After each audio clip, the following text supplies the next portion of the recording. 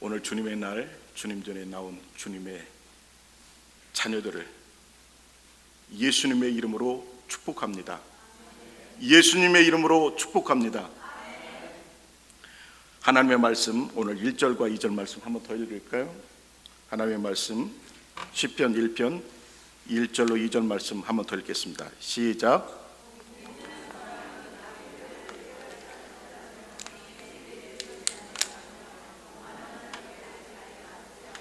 오직 여호와의 율법을 즐거워하여 그 율법을 주야로 묵상하는 자로다. 아멘. 오늘 1절과 2절의 말씀을 보면은 복 있는 사람의 네 가지의 특징이 나와 있습니다. 첫째, 복 있는 사람은 악인들의 꾀를 따르지 않는다라고 말씀합니다. 두 번째, 죄인들의 길에 서지 않는 자라고 말씀합니다.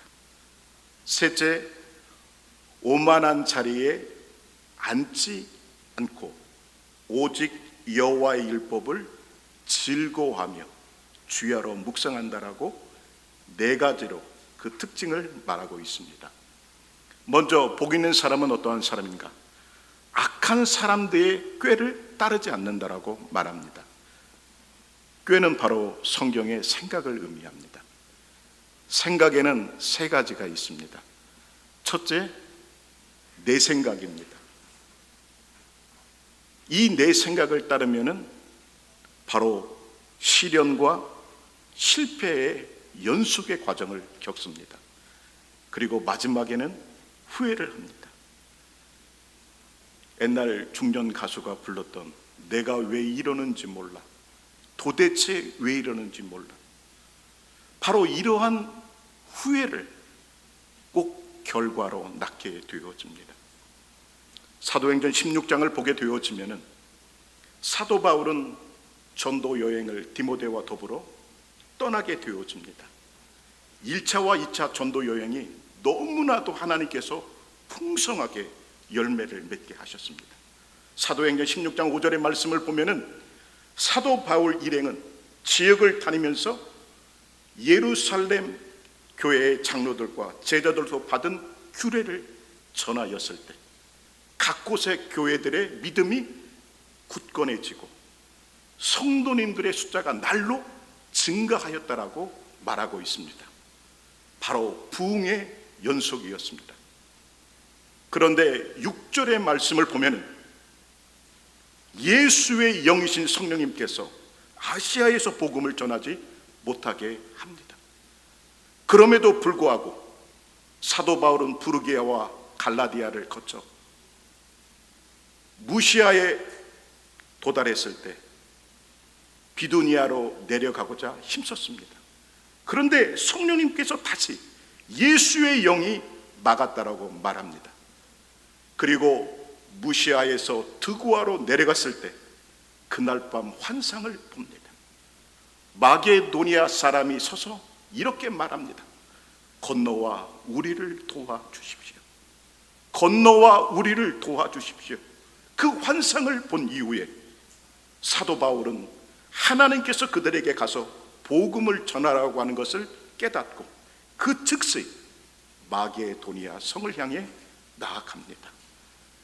성령님의 역사하심으로 충만했던 사도 바울도 때로는 자신의 계획과 의지를 관철하고자 했을 때에는 꼭 낳는 것이 뭘까요? 후회다라고 하는 겁니다. 하나님의 일을 계획합니다. 하나님의 섭리로 나아가고자 합니다. 하나님의 구원의 역사를 만들고자 합니다. 그럴 때 우리는 더더욱 무서운 것이 뭘까요? 내 생각을 내려놓는 것입니다. 내 생각을 내려놓을 때 내 생각보다 더 완성된 작품을 읽어가시는 성령 하나님께서 놀라운 은혜를 주실 줄로 믿습니다. 두 번째, 마귀의 생각입니다. 이 마귀의 생각을 쫓게 되어지면 슬픔과 괴로움, 절망과 낭망의 연속을 겪으며 마지막으로는 죽음과 사망에 이릅니다. 마태복음 16장을 보게 되어지면 빌립보 지방에서 성경에도 나오는 것처럼 위대한 베드로의 신앙 고백이 나옵니다. 그 신앙 고백은 어느 누구도 말하지 못하였던 예수님의 마음을 움직였던 신앙 고백이었습니다. 예수님께서 잠시 안에서 쉬고 있을 때 밖에서의 음성이 들립니다. 인자를 가리켜 뭐라고 하느냐? 어떤 이는 말합니다. 엘리야다. 어떤 사람은 예레미야다. 어떤 사람은 세례 요한이라고 고백합니다. 그리고 어떤 부류들은 선지자 중에 하나다라고 말합니다. 예수님은 궁금했습니다. 3년 정도 되어졌던 제자들의 생각은, 제자들의 고백은 어떠했을까? 그때 예수님은 제자들을 바라보며 말합니다. 너희는 나를 누구라 생각하느냐? 예수님의 말씀이 떨어짐과 동시에 옆에 있었던 베드로가 손을 번쩍 들고 말합니다. 주는 그리스도시요 살아계신 하나님의 아들이십니다 라고 하였을 때 예수님은 이렇게 말하였습니다. 바요나 시몬아, 내가 복이 있도다. 이것을 너로 하여금 깨닫게 한 것은 혈과 육이 아니라 하늘에 계신 내 아버지시다라고 말씀해 주셨습니다. 그리고 베드로에게 두 가지의 복을 주십니다. 반석 위에 교회를 세우리니 음부의 권세가 이기지 못할 것이다. 이러한 축복이 우리 함께 걷는 교회에 있기를 예수님의 이름으로 축복합니다. 예수님의 이름으로 축복합니다. 그리고 천국의 열쇠를 내게 주겠다. 내가 땅에서 매면은 하늘에서도 매일 것이요 땅에서 풀면은 하늘에서도 풀릴 것이다 라고 말하였습니다. 그리고 예수님은 하늘의 비밀을 이렇게 전하셨습니다. 인자가 예루살렘에 올라가게 되어지면은 대제사장들과 서기관들과 장로들로부터 수많은 고난을 받고 십자가의 처형을 받아 죽을 것이나 반드시 3일 만에 부활할 것이다 라고 하였지만은 방금 전에 예수님은 살아계신 하나님의 아들 메시아라고 고백하였던 베드로는 예수님의 팔을 잡고 예수님에게는 이러한 일이 있어서는 안 됩니다. 가나였다. 성경에는 가나였다라고 하는데 예수님께 항의하였다라고 말합니다. 이 베드로의 이야기를 들은 예수님께서는 제자들을 바라보고 베드로를 향하여 이렇게 말합니다. 사탄아, 내 뒤로 물러가라. 내가 하나님의 일을 생각지 아니하고 사람의 일을 생각하는도다. 성령 충만했던 이 베드로도 잠깐 사단의 생각에, 마귀의 생각에 사로잡히게 될 때가 있는데 우리들은 어떨까요? 그래서 우리 주님은 우리들에게 말합니다. 무시로 기도하라. 범사에 감사하라 라고 말씀해 주셨습니다. 우리가 은행 잔고가 많으면 어떠한 수표가 돌아도 근심 걱정이 없습니다. 어디서 어떤 금액이 돌아도 마음의 염려와 근심, 불안이 없습니다. 그러나 은행 잔고가 한 100불이나 남았으면 어디서 1000불짜리 수표가 들어오면 부도가 나죠. 기도도 마찬가지입니다. 기도하는 사람은 염려가 없습니다. 근심이 없습니다. 불안이 없습니다. 아멘. 아멘. 기도에 불을 뗀다라고 하는 것은 내 마음속에 주님을 향한 그 사랑을 저축하는 겁니다. 그 저축이 있을 때 우리 주님께서 우리의 모든 무거운 짐을 책임져 주실 줄로 믿습니다. 세 번째, 하나님의 생각입니다. 사무엘상 23장에서부터 사무엘하 5장을 보면은 다윗이 6번에 걸쳐서 아주 급박한 시간에 하나님 앞에 무릎을 꿇습니다. 대표적으로 사무엘상 30장을 보면은 시글락이라고 하는 그 마을에 다윗과 부하들이 서로 하나가 되어서 살고 있었습니다. 그런데 아말렉의 군대가 쳐들어와서 다윗의 두 아내를 비롯해서 다윗의 부하들을 다 식솔들을 잡아갔습니다. 3일 만에 그곳에 왔던 다윗의 부하들은 너무나도 울은 나머지 울을 힘조차 없을 때 돌멩이를 들어 다윗을 쳐 죽이려고 하였습니다. 그때 하나님의 도우심을 받고 이 다윗은 그 자리를 벗어나 기도하는 자리로 나아갔습니다. 그리고 아비가일 제사장에게 말합니다. 에봇옷을 나에게 가져다 주십시오. 그것은 하나님 앞에 기도하겠다라고 하는, 프랑스어로 코람데오, 하나님 앞에서 기도하였을 때 하나님은 가라, 반드시 그를 쫓아가리라. 우리는 어려움이 만나면은 힘 있는 자를 찾아갑니다. 권력이 있는 사람도 찾아갑니다. 물질이 있는 사람도 찾아갑니다. 정작 우리는 신앙생활을 하면서 왜 이 다윗과 같은 모습을 갖지는 못할까요? 우리 주님은 오늘도 우리를 문 밖에서 기다리는 것이 아니라 우리 안으로 들어오기를 원하십니다. 우리가 주님 앞에 무릎 꿇고 간구하였을 때 우리 주님께서 하늘에서 즉각 응답해 주실 줄로 믿습니다. 이것은 제 얘기가 아니라 요한계시록에 나오는 하나님의 말씀입니다. 너희가 기도하면은 하늘의 천군 천사들이 금 대접에 하늘의 향연이 되어 기도의 향연이 되어 주님 보좌 앞으로 몰려가진다라고 말하였습니다.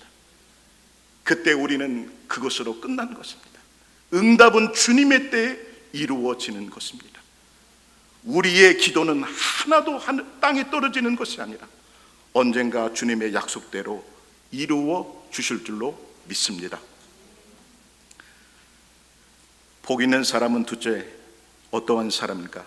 죄인들의 길에 서지 않는다라고 말하였습니다. 미국의 20대 대통령이 누구인가요? 미국의 20대 대통령은 가필드입니다. 예, 가필드입니다. 가필드는 청소년 시절에 아주 험악하게 살았습니다. 한 친구와 더불어 어느 날에는 남의 집 과수원에 들어가 사과를 훔쳐 그 과수원 근처에 있는 뚝방에서 둘이 맛있게 다 나누어 먹었습니다. 그리고 그 친구는 세상을 향해 나아갔고 중범죄자가 되어 오랫동안 교도소에 갇혀 있을 때 어느 날 교도소 안으로 들어왔던 조간신문을 보며 놀랐습니다.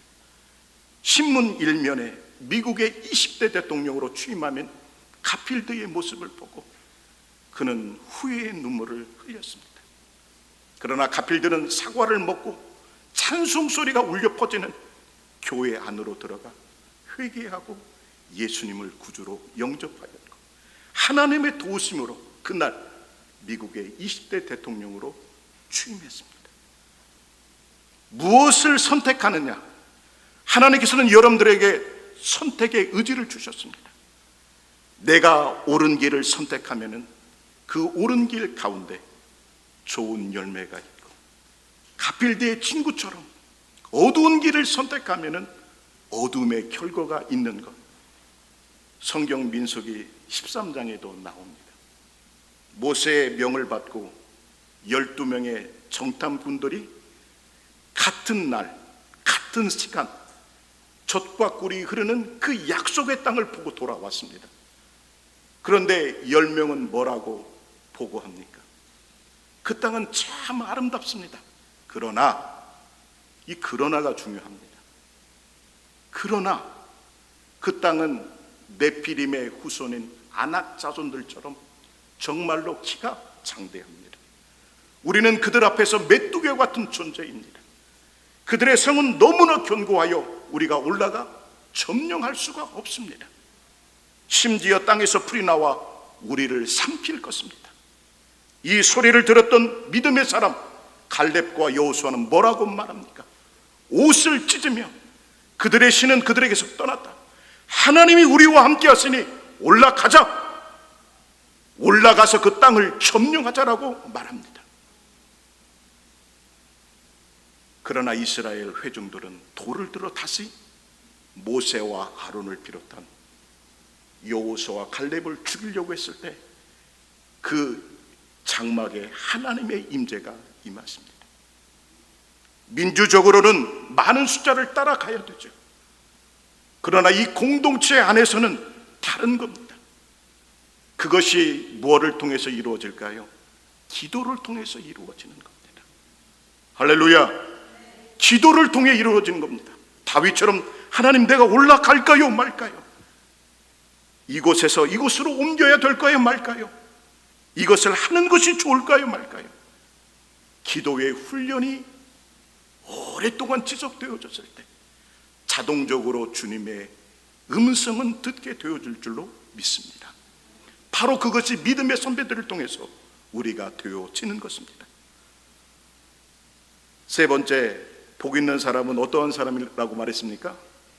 오만한 자리에 앉지 않는 자라고 말합니다.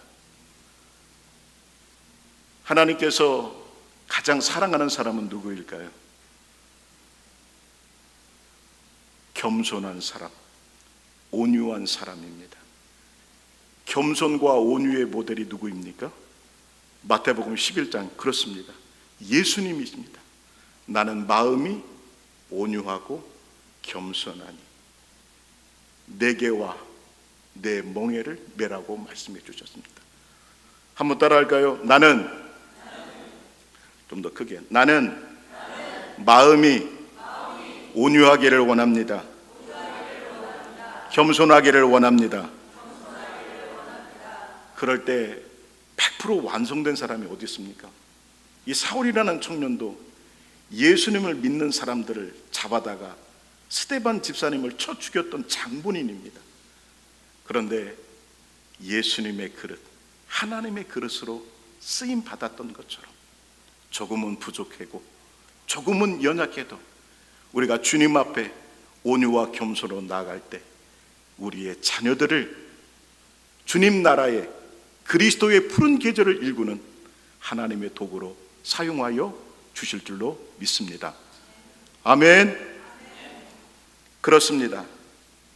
하나님께서는 겸손하고 온유한 사람을 사랑하지만 반대로 교만하고 거만하고 이러한 사람들을 하나님께서는 싫어하신다.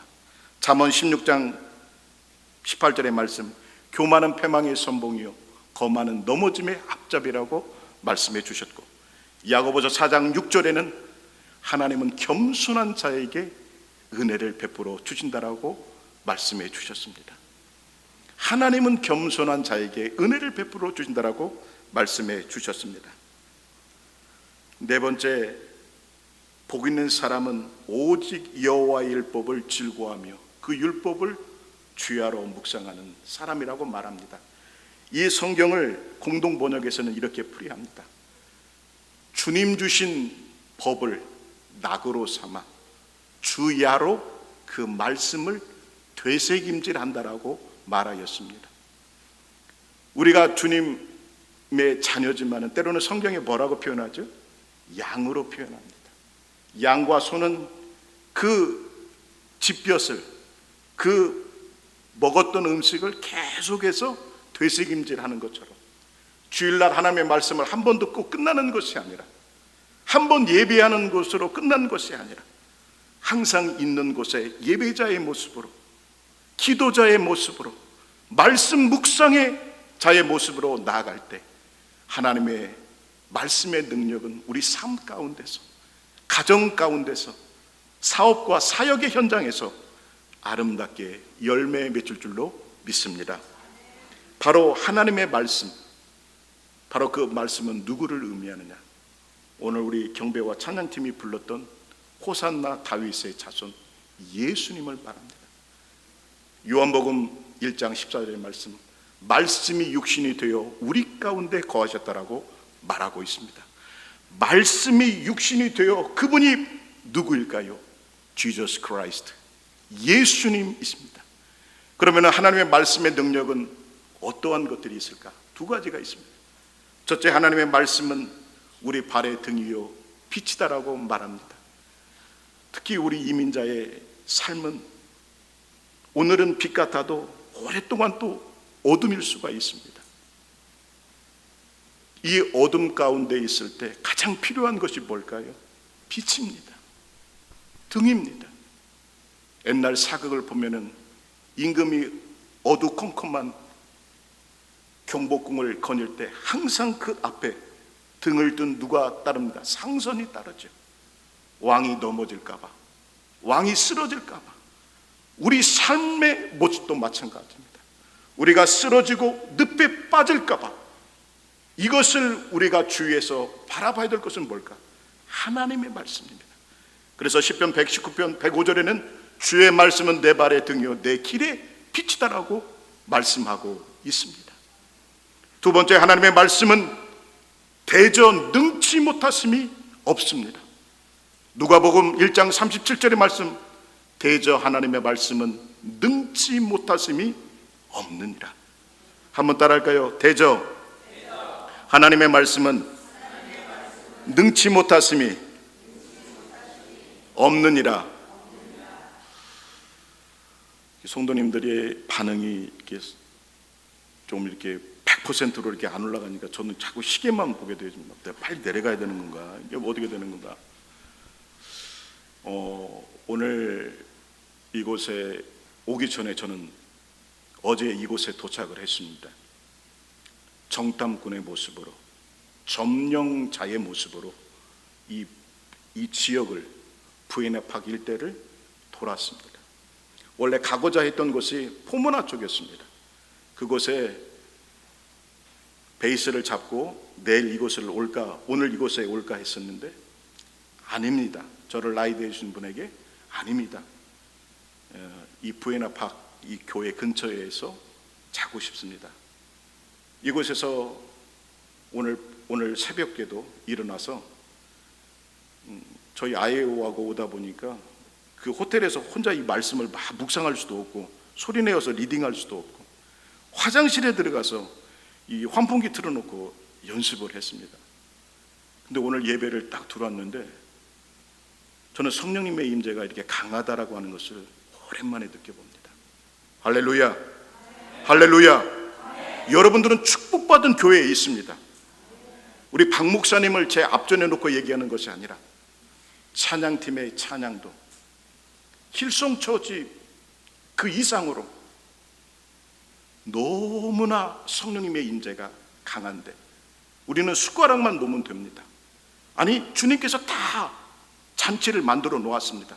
우리는 먹기만 하면 됩니다. 할렐루야.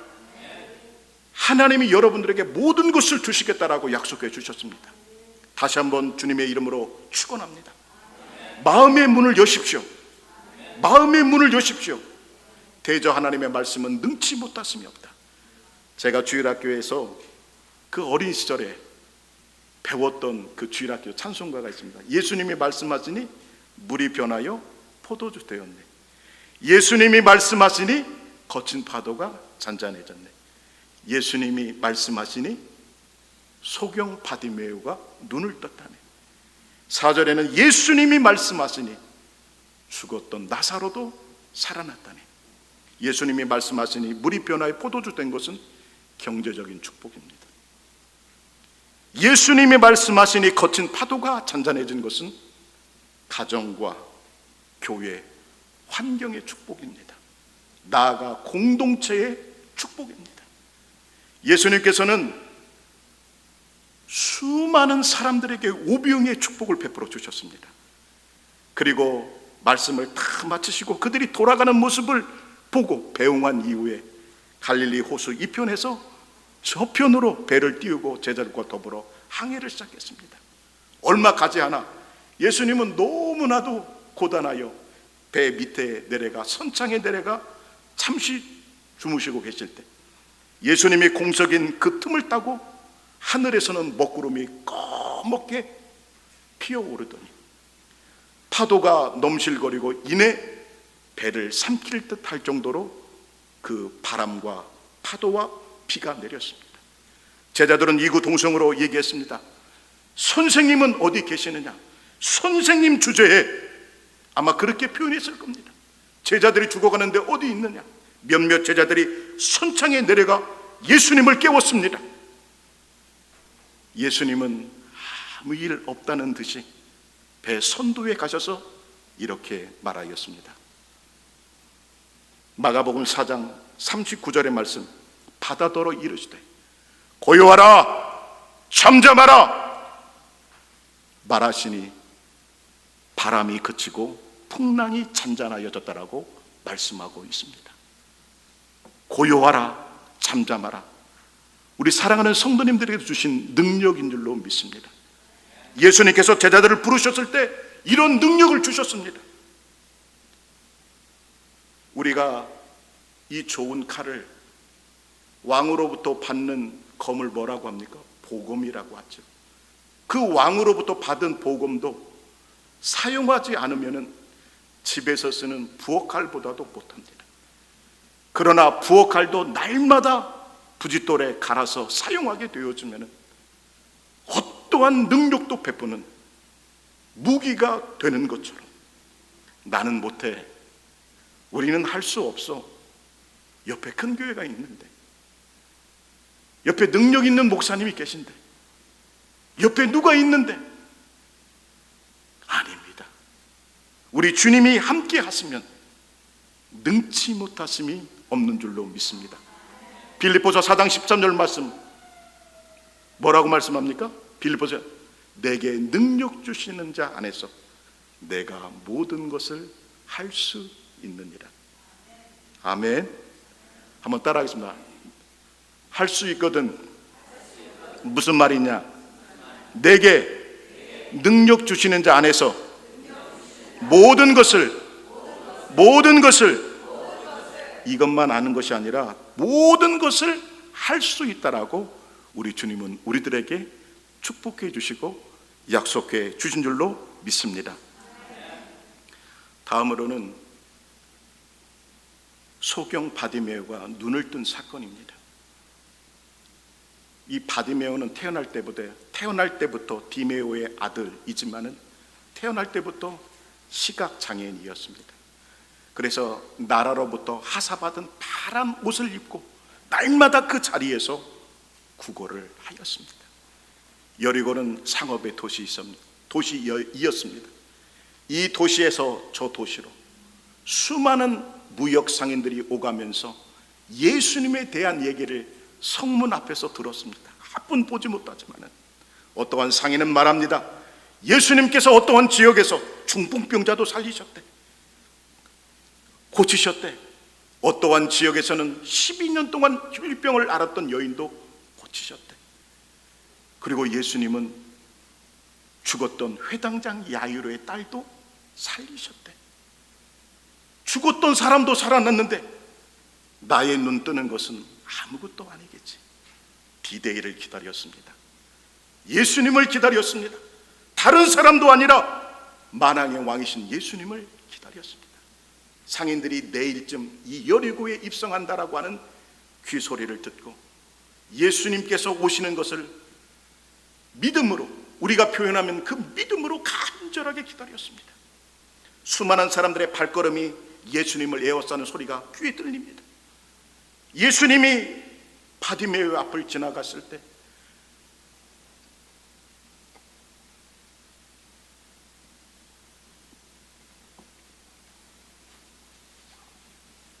바디메오는 이렇게 고백합니다. 다윗의 자손 예수여, 나를 불쌍히 여겨 주십시오. 그 고백을 했을 때 제자들과 무리들이 이렇게 말합니다.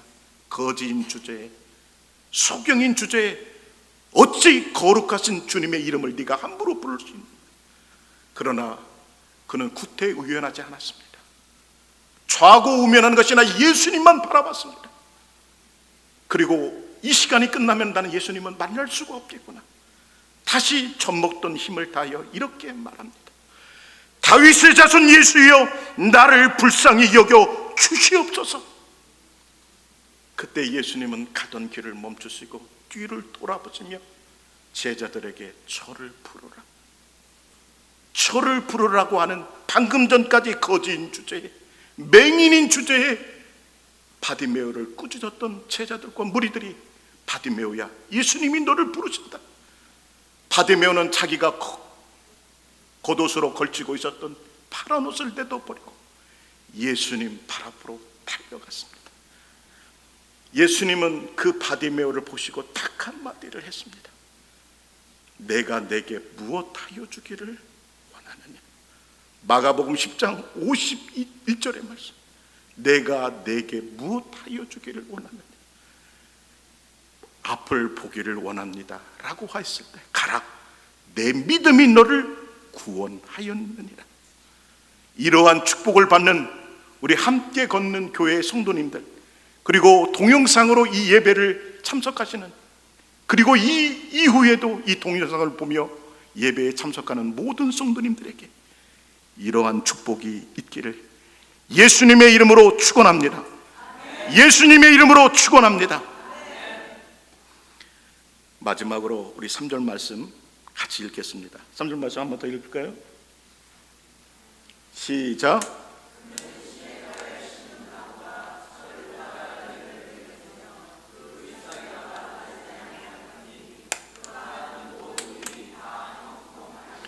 그가 하는 일이 모두 형통했다라고 합니다. 우리가 그토록 원하는 축복의 말씀입니다. 저는 시냇가에 심은 나무가 되어서 철을 따라 열매를 맺고 잎사귀가 마르지 않고 그가 하는 것이 다 형통하였다. 바로 이 3절의 말씀에는 1절과 2절에 복 있는 사람의 그 특징, 그것을 우리가 간직하고 신앙과 믿음으로 어렵고 힘든 것들을 다 이겨갈 때 하나님이 주시는 축복입니다. 바로 그 축복이 뭘까요? 우리가 금방 읽었던 것처럼 계절을 따라 열매를 맺는다라고 말합니다. 두 번째, 잎사귀가 마르지 않는다라고 합니다. 우리가 성경에 이 하나님의 자녀를 가리켜 바로 복 있는 사람을 4절에서 6절에 보면은 한 단어로 말하고 있죠. 그게 의인입니다. 반대의 개념은 악인이겠죠. 이 의인을 가리켜서 성경에 여러 가지로 표현하는데 나무로 표현합니다. 양으로 표현합니다. 빛으로 표현합니다. 알곡으로 표현합니다. 근데 이러한 사람들은 오늘 시편 1편 6절에 대저 하나님께서는 의인의 길을 인정하시나 악인의 길은 망한다라고 말씀하고 있습니다. 시편 92편 10절로 15절의 말씀, 의인은 종려나무같이 번성하며 레바논의 백향목같이 발육하리로다. 그는 여호와의 집에 심겼으며 우리 하나님 궁정에서 흥왕하리로다. 늙어도 결실을 맺으며 진액이 풍족하고 빛이 청청하며 그러면서 여호와의 정직하심을 나타낸다라고 말씀하고 있습니다. 시간이 가게 되어지면 나무는 자연적으로 메마르고 고사하지만 하나님의 백성들은 시간이 가면 갈수록 위험한 잣대를 풍기면서, 바로 그 풍기가 뭘까요? 예수 그리스도의 향기를 전하는 겁니다. 뭐를 위해서요? 그리스도의 푸른 계절을 위해서. 우리는 마라나타의 신앙과 믿음으로 그리스도의 푸른 계절을 일구는 그리스도의 군사가 되어야 할 줄로 믿습니다. 이러한 삶을 우리가 간직할 때 시간이 가면 갈수록 세상에서 우리를 바라봤을 때 우리를 좀 인정해 주십시오, 우리를 바라봐 주십시오라고 말하지 않아도 초대교회를 바라보고 초대교회 성도님들을 바라보며 그들을 칭송했던 것처럼 우리 함께 걷는 교회를 많은 교회들이 롤 모델 삼고 우리 자신들을 바라보며 칭송하는 그날이 반드시 일어날 줄로 믿습니다. 아멘. 우리 말씀을 좀 제가 정리하고 우리 찬송 한 장도 부르고 복음성가 부르고 우리 기도하기를 원합니다. 복 있는 사람은 네 가지라고 말씀합니다. 바로 악인들의 꾀를 쫓지 아니하고 죄인들의 길에 서지 아니하며 오만한 자리에 앉지 않고 오직 여호와의 율법을 낙으로 삼아 그 말씀을 주야로 묵상하는 자, 바로 thinking, way, place and Jesus word, 이것을 갖게 되어지면 시냇가에 심은 나무처럼 때를 따라 열매를 맺고 과실을 맺고 요셉처럼 하나님이 함께 하심으로 그가 형통한 자가 되었던 것을 보디발 장군과 수많은 사람들이 봤고, 훗날 노예로 끌려갔던 요셉이 그 나라의 국무총리가 되었던 것처럼 그러한 축복들을 우리 사랑하는 함께 걷는 교회에, 그리고 이후에 이 교회를 이끌어갈 우리 사랑하는 성도님들의 자녀들에게 이러한 축복이 일어나기를 주님의 이름으로 간절히 축복합니다. 아멘.